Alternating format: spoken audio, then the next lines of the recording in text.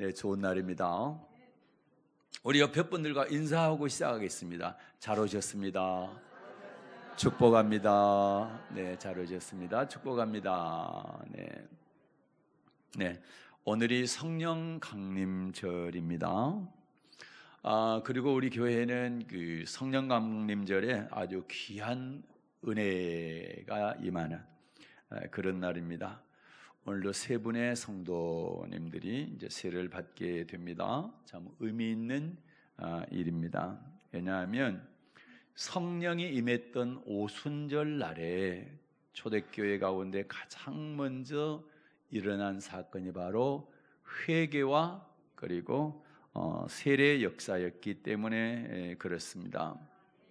초대교회에 성령이 임하자 사람들의 마음이 움직이기 시작했습니다.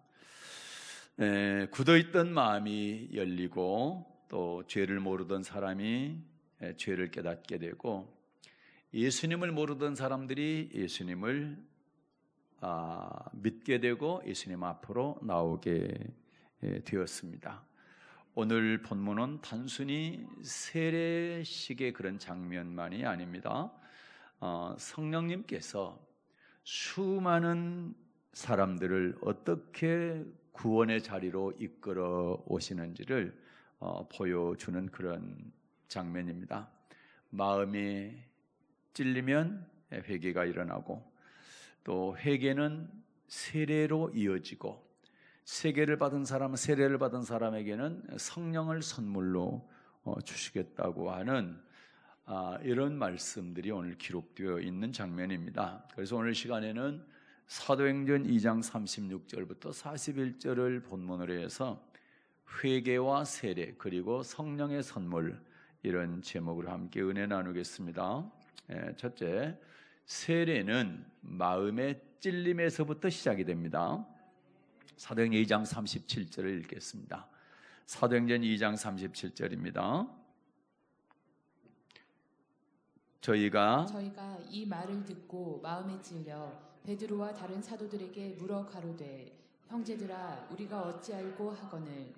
아멘. 저희가 이 말을 듣고 마음에 찔려. 저희가 이 말을 들었다는 얘기는 베드로가 예수님에 관한 설교를 했어요. 말씀을 전했어요. 복음을 전하는 거죠. 그 말을 듣고 이들이 찔렸다 마음에. 그래서 오순절날 많은 사람들이 나왔는데 그 사람들이 처음부터 회개하고 나온 사람들이 아니었습니다. 불과 얼마 전까지만 해도 예수님을 십자가에 못 박으라고 소리쳤던 그런 사람들입니다. 이들은 예수님을 하나님의 아들인 줄을 몰랐습니다. 알았다면 십자가에 못 박아 죽이지 않았겠죠. 그리스도인지도 몰라 구세주인 줄도 몰랐습니다. 그런데 베드로가 오순절날 성령을 받고 성령 충만하여 이 많은 사람들 앞에서 설교하기 시작을 합니다. 36절 보니까 사도행전 2장 36절입니다. 읽겠습니다. 사도행전 2장 36절. 그런즉 이스라엘 온 집이 정령할지니 너희가 십자가에 못 박은 이 예수를 하나님이 주와 그리스도가 되게 하셨느니라 하니라. 아멘. 너희가 십자가에 못 박은 이 예수를 하나님이 주와 그리스도로 되게 하셨다. 지금 앞에 모여 있는 사람들이 십자가에 못 박으라고 외쳤던 그 예수가 하나님의 아들 그리스도라는 겁니다. 그 순간 사람들은 얼마나 마음이 무너졌겠어요? 우리가 죽인 그 예수가 하나님의 아들이셨다고? 놀랄 수밖에 없죠. 충격을 받을 수밖에 없잖아요. 우리가 버린 그 사람이, 그분이 우리가 그렇게 수천 년 동안 기다려오던 메시아였다, 그리스도였단 말인가? 얼마나 마음에 찔렸겠습니까? 단순히 감정이 상할 정도가 아니라 성령께서 그들의 영혼을 폭풍처럼 흔들어 깨우신 겁니다. 그래서 사람들이 외칩니다. 형제들아 우리가 어찌 해야 되느냐? 형제들아 우리가 어찌 할꼬? 우리가 이 정말 험악한 끔찍한 죄를 저질렀는데 그러면 우리가 어떻게 해야 되겠느냐? 사랑하는 성도 여러분, 사람은요 예수님이 누구신가 알기 전에는요 자기 죄를 모릅니다. 유대는 똑같았어요. 예수가 누군지를 모르니까 자기들이 그 엄청난 죄를 지은 줄을 몰랐어요. 그런데 성령께서 역사하셔서 저들의 마음을 흔드니까 그때 아하, 예수님이 하나님의 아들 그리스도였구나. 우리가 그토록 기다리던 메시아 그리스도, 그분이 예수였구나. 그래서 예수님이 보이기 시작하는 겁니다. 성령이 역사해야 보이는 거예요. 그 전에는, 성령이 역사하기 전에는 그렇게 많은 사람들이, 수많은 사람들이 예수님을 따랐잖아요. 그리고 사도들을 통해서도 많은 복음을 전달을 받았을 건데 그때까지는 믿지를 않았거든요. 그런데 성령이 임하니까 예수님이 보이기 시작하고요. 예수님이 보이니까 뭐가 보입니까? 내 죄가 보이는 겁니다. 내 죄가 보이는 거야. 그때부터 내 죄가 보여. 아, 내가 하나님 없이 지금까지 살아왔구나. 내 죄 때문에 예수님께 십자가에 못 박혀 죽으셨구나. 네? 그때 마음이 무너지는 겁니다. 그래서 여기 보게 되면 저희가 이 말을 듣고 할 때, 그래서 마음의 찔림이 어디서부터 시작되느냐? 말씀을 들을 때부터 시작이 되는 겁니다. 그리고 찔림이 오면 그 다음엔 뭐 어떤 일이 일어납니까? 네, 회개를 하게 되는 것이죠. 사도행전 16장에 보게 되면 빌립보 간수가 나옵니다. 예. 바울과 실라가 복음을 전하다가 빌립보 감옥에 들어갔는데 성령께서 역사하니까 지진이 일어나게 되고 감옥 문이 다 열리고 묶였던 것이 다 풀리게 됩니다. 그러니까 이 간수가 다 죄수들이 도망간 줄 알고 자기 이제 책임이 너무 막중하잖아요. 그래서 자살하려고 그러죠. 그런데 바울이 자살하지 못하게 하죠. 그랬더니 이 간수가 바울과 실라 앞에 엎드립니다. 그리고 뭐라 합니까? 선생들아, 내가 어떻게 하여야 구원을 얻을 수 있습니까? 이렇게 묻는 거예요. 묻는 정도가 아니라 외친 거죠. 소리친 거죠. 어떻게 해야 구원을 받을 수 있습니까? 이게 이제 마음의 찔림인 것입니다. 여러분, 사랑하는 여러분, 마음의 찔림은요 저주가 아니고요 은혜의 시작인 것입니다. 그때부터 은혜가 시작되는 거예요. 그래서 마음의 찔림이 먼저 와야 돼요. 그래서요 어떻습니까? 우리가 몸에 통증이 있어야 아프다는 걸 알아요. 근데 몸에 통증이 없으면 아픈 줄을 몰라요. 그래서 암이 무서운 게 뭡니까? 통증이 빨리 안 온다라는 거예요. 계속 진행되는데도 통증이 안 오니까 발견이 돼요. 빨리 발견하면 다 나을 수 있는데 이게 너무 오랫동안 통증이 없기 때문에 그걸 캐치를 못하니까 어려움을 겪잖아요. 그래서 우리 몸의 통증이 느껴진다는 것은 살아있다는 증거예요. 살아있다는 증거. 우리 영혼도 마찬가지입니다. 말씀을 들을 때 마음이 움직이고 죄가 깨달아지고 하나님 앞에 내가 무너진다고 한다면 그것은요 성령께서 역사하기 시작한 거예요. 그러니까 우리는 정말 감사하고 감격해야 돼. 마음이 찔림이 왔을 때 도망가서는 안 되는 겁니다. 원망하고 욕해서는 안 되는 거예요. 아, 내게 이런 마음의 찔림이 왔다. 그 얘기는 성령 하나님께서 나를 만지기 시작하구나. 내게 좋은 일이 있겠다. 내게 축복이 있겠다. 이렇게 믿으시기를 바랍니다. 마음의 찔림은 당연히 다음 단계로 넘어가는 그게 바로 회개입니다. 마음의 찔림을 받으니까 어떻습니까? 내 죄가 보이고 내 죄가 잘못됐다라는 것을 인정을 하고 그리고 하나님께 용서해달라고 하는 거죠. 그래서 세례의 시작은 뭐냐? 바로 마음의 찔림에서부터 오는 것이다. 두 번째 세례는요 회개한 사람이 받습니다. 사도행전 2장 38절 보겠습니다.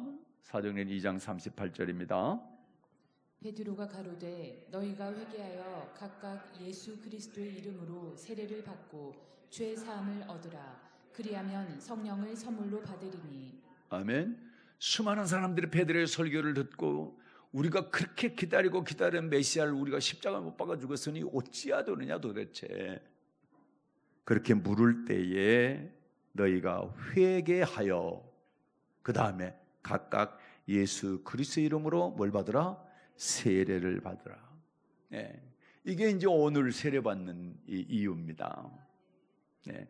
우리가 전에는 예수 알기 전에는 몰랐어요. 내가 죄인인 줄을. 근데 예수를 알고 나니까 그분이 내 죄 때문에, 내가 죄 때문에 지옥 가야 되는데 나를 죄에서 해방시켜주고 죄를 없이 해주고, 그리고 우리를 천국 가게 하기 위해서 당신이 우리의 모든 죄를 다 대신 짊어지고 십자가에 돌아가셨구나, 이거를 이제 알게 되잖아요. 예, 그러면 회개를 하는 거죠. 하나님, 제가 하나님 모르고 살았던 거 용서해 주세요. 내가 죄가 이렇게 많은데도 나는 당연한 줄 알고 살았는데 이 모든 죄를 다 용서해 주십시오. 이렇게 회개하기 시작합니다. 그래서 베드로가 대답하는 거죠. 회개하고 세례를 받으라. 그래서 세례는 회개하고 받는 거예요. 그래서 마가복음에 세례 요한이 요단강에서 세례를 주잖아요. 그때 세례 내용이 그겁니다. 마가복음 1장 4절 보겠습니다. 마가복음 1장 4절 읽겠습니다. 세례 요한이 이르러 광야에서 죄 사함을 받게 하는 회개의 세례를 전파하니. 아멘. 자, 세례 요한이 요단강에서 어떤 세례를 베풀었어요? 죄 사함을 받게 하는 세례다. 죄 사함을 받게 하는. 죄 사함을 언제 받습니까? 회개해야 받잖아요. 회개해야. 그래서 5절도 읽을까요? 자, 5절 시작. 온 유대 지방과 예루살렘 사람이 다 나아가 자기 죄를 자복하고 요단강에서 그에게 세례를 받더라. 아멘. 자기 죄를 자복하고, 내가 지은 모든 죄를 다 자복한 거예요. 네. 그리고 요단강에서 세례 요한에게 세례를 받더라는 거죠. 예. 그러니까 세례 받기 전에는 반드시 뭐가 일어나야 돼요? 회개가 일어나야 돼요. 회개가. 그러니까 회개가 먼저고, 회개한 사람들에게 세례를 주는 것입니다. 회개가 뭡니까? 하나님을 떠났던 사람이 하나님께 돌아오는 걸 말하는 거예요. 네. 당연히 죄 짓는다고 생각했던 사람들이 죄 지으면 안 되구나, 이 죄 때문에 난 지옥 갈 수 있겠구나, 그걸 깨닫게 되고, 네, 죄를 끊고 그리고 하나님 말씀대로 살아가는 것을 말합니다. 그게 회개인 것입니다. 그 세례는요, 반드시 회개가 전제가 되어야 된다. 그래서 세례는 회개의 표현이다, 이렇게 말할 수가 있는 겁니다. 그래서 회개가 없는 세례는 형식적인 것이 되는 것이고요, 그건 껍데기가 되는 것입니다. 그래서 사도행전 8장에 보면 이디오피아 네시가 나와요. 권세 있는 사람입니다. 그 사람이 예루살렘에 와서 예배하고 자기 나라로 돌아가는 길에 성경을 읽는데 이사야서를 읽고 있었어요. 그런데 도대체 그 뜻이 뭔지를 몰랐어요. 그러니까 뜻을 모르고 있으니까 성령께서, 하나님께서 빌립이라고 하는 사람을 그 사람에게 보냅니다. 빌립이 가서 물었어요. 읽는 걸 깨닫느냐? 지도하는 자가 없어서 내가 깨닫지 못한다. 도대체 이게 무슨 말씀이냐? 그래서 빌립이 이사야에 기록된 예수님에 관한 말씀을 자세히 설명해 줍니다. 잘 풀어주죠. 그랬더니 이 네시가 갑자기 이렇게 외칩니다. 뭐라고 할까요? 사도행전 8장 36절 볼게요. 사도행전 8장 36절입니다. 길 가다가 물 있는 곳에 이르러 네시가 말하되 보라, 물이 있으니 내가 세례를 받음에 무슨 거리낌이 있느뇨. 아멘. 자, 예수가 어떤 분인가를 알고 난 다음에 이 네시가 갑자기 뭐라 합니까? 야, 여기 보니까 물이 있는데 세례해달라, 세례해달라는 겁니다. 그래서 세례는요, 예수님을 알게 되면 세례를 받게 되는 것입니다. 그래서 얼마나 감동입니까? 보라, 물이 있으니 내가 세례 받으면 무슨 거리낌이 있겠느냐.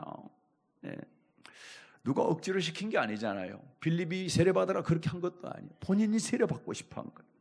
네.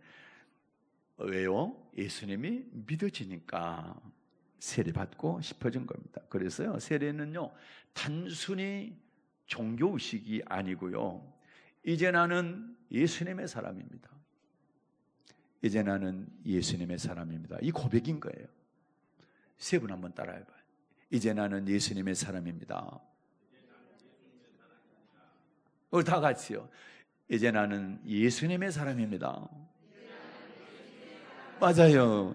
그래요. 우리는 예수님의 사람이에요. 세례받은 사람들은 예수님의 사람. 그 전까지는 예수님과 관계없이 살았잖아요. 그런데 세례받은 다음에는 예수님의 사람으로 사는 겁니다. 결혼하면 어떻습니까? 막 결혼 반지. 결혼 반지를 왜 결혼 반지를 해 서로 주고받습니까? 자랑하기 위해서? 뭐 자랑하기 위해서 하신 분도 있을 수도 있는데 그건 뭡니까? 나에게 반지를 준 사람이 내 남편이고 내 아내입니다. 나는 이 사람에 속한 사람입니다. 나는 이 사람과 강력하게 연결된 부부입니다. 이거를 선포하는 거잖아요. 그렇죠? 반지 자랑하려고 하는 것이 아니라 그런 의미가 있는 거예요. 그렇죠? 그런 것처럼 세례받는 것은 내가 예수님의 사람이다. 이제 예수님을 위해 사는 사람이다.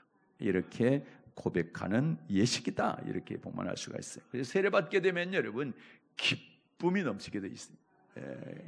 오늘 세 분 아주 기쁠 수 있기를 바랍니다. 이따 세례 끝나고 나서 표정을 제가 한번 보겠습니다. 그때 카메라로 다시 찍어야 될 것 같아요. 정말로 기뻐하는지. 자, 보십시오. 자, 다시 한번. 자, 사도행전 8장 39절 볼게요. 사도행전 8장 39절에 둘이 물에서 올라갈새 주의 영이 빌립을 이끌어 간지라 내시는 흔연히 길을 가므로 그를 다시 보지 못하니라. 아멘. 둘이 물에서 올라갈새. 그러면 이분들이 침례를 받았다는 얘기죠. 네, 침례를 받았어요. 빌립이 이 이디오피아 내시에게 침례를 줬어요. 오늘 우리가 하는 침례식입니다. 이걸 줬어요. 그랬더니 어떻게 했어요? 주의 영이 빌립을 이끌어 간지라. 이제 빌립은 떠나갔죠.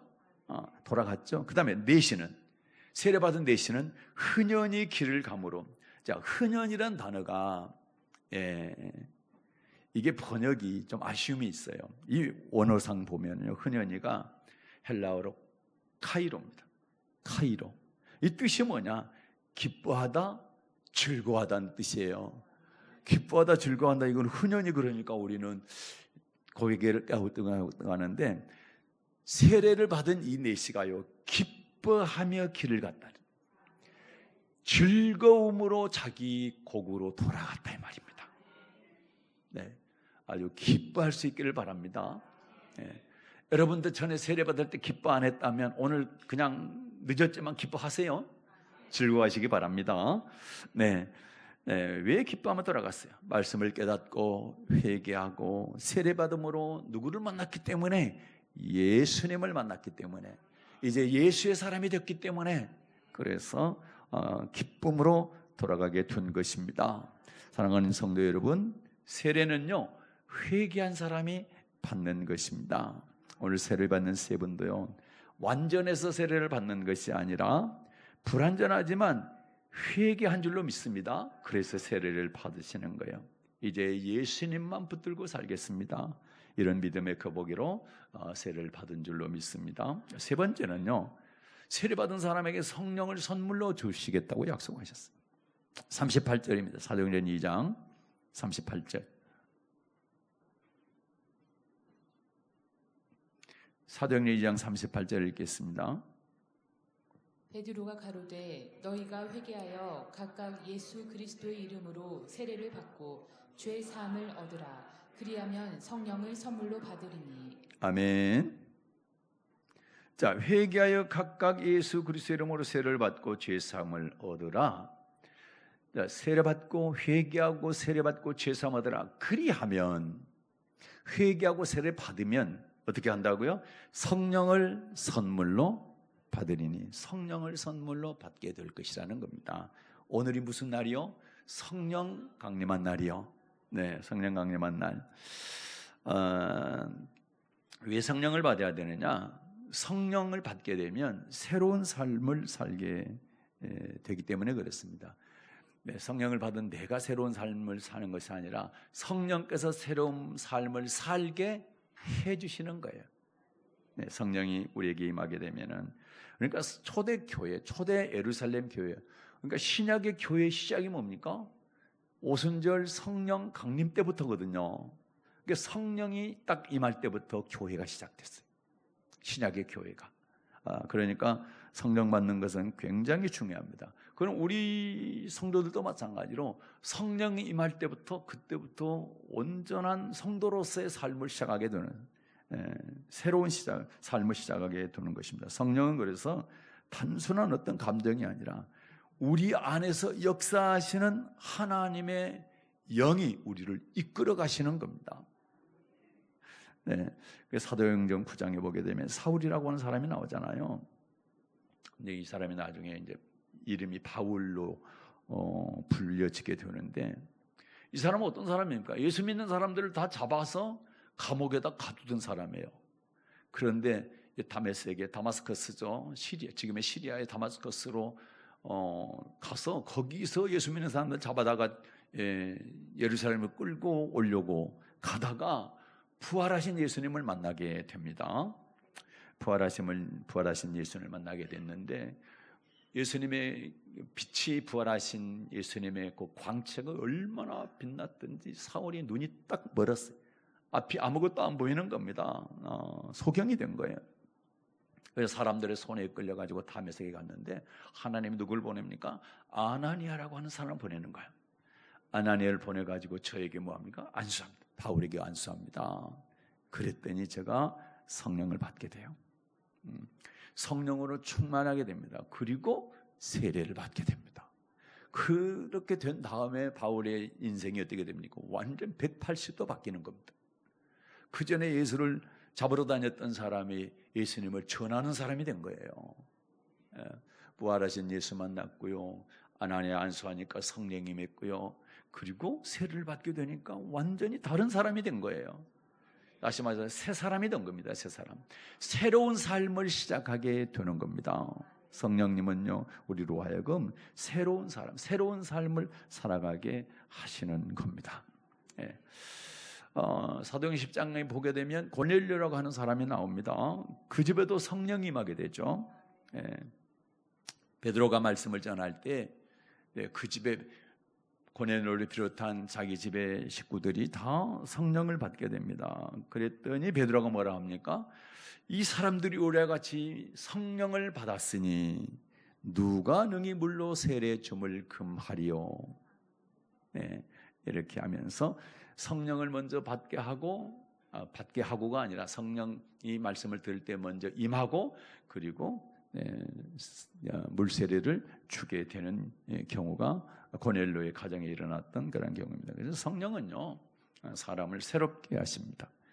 두려워하던 사람이 담대함을 갖게 되고요, 미워하던 사람이 사랑하는 사람으로 바뀌게 됩니다. 절망이 소망으로 바뀌게 됩니다. 그래서 여러분, 성령 받으십시오. 그래서 성령 강림절은 너무 좋은 거예요. 그래서 우리 교회는 성령 강림절 때마다 세례식을 했어요, 여태까지.